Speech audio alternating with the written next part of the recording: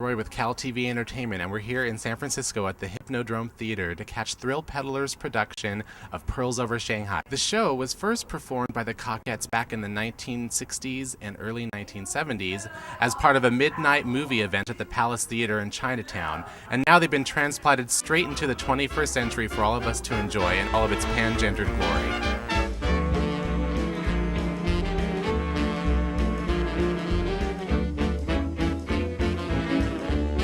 Cockats were a truly unique performing art group that John Waters once described as a group of bearded, hippie, acid freak drag queens.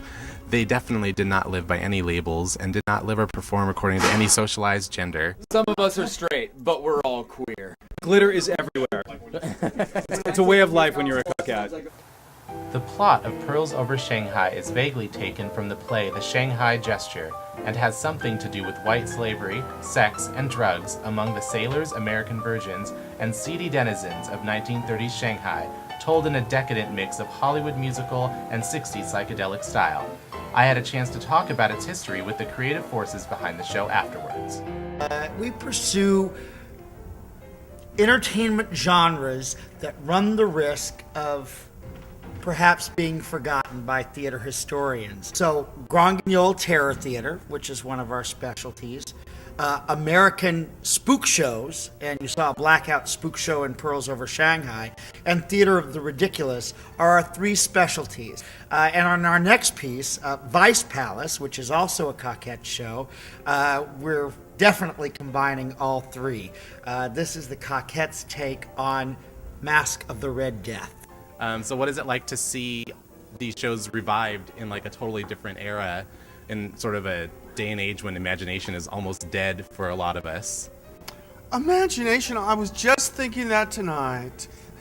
How much of these, first of all, how much do they get? How much do they, appreciate all the references and how we, were referencing some of the things that we loved, which were vintage for us back then. But it's exciting to see this catch on with the audiences that do see it. So you've extended this run for how long now? Through April 9th, Fridays and Saturdays at 8 o'clock. Nice. And when did you first start staging Pearls Over Shanghai again? Well, we actually opened in New York City, and that was in the fall of 2008. Golly. And then we opened this production in June 5th of 2009. That's kind of incredible because originally when the Cockettes brought Pearls Over Shanghai to New York, I don't want to say a flop, but it seems like they said culture clash. It was really like... Oh no, Pearls was not the flop. The one that we opened with was Tinsel Tarts in a Hot Coma. And they forgot to tell them that we were anti-rehearsal. They came expecting a huge Broadway-style opening. It was New York's biggest off-Broadway opening in history. I remember seeing some of the footage. You had like Angela Lansbury apparently was there and not happy, I guess.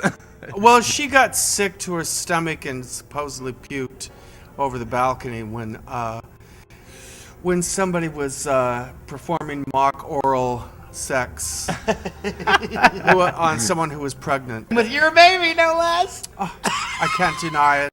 Telling tale.